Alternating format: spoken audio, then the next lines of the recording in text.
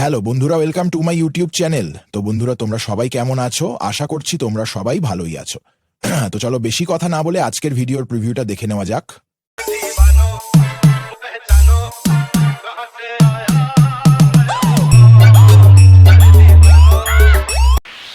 কি বলবো?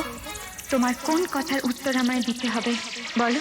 আজ তুমি এত বড় গায়িকা হয়েছো, নাম করেছো, ভালো কথা, কিন্তু কিন্তু সেটা কি শুধু নিজের প্রতিভা আর নিজের পরিশ্রমের জন্য? কি বলতে চাইছো তুমি?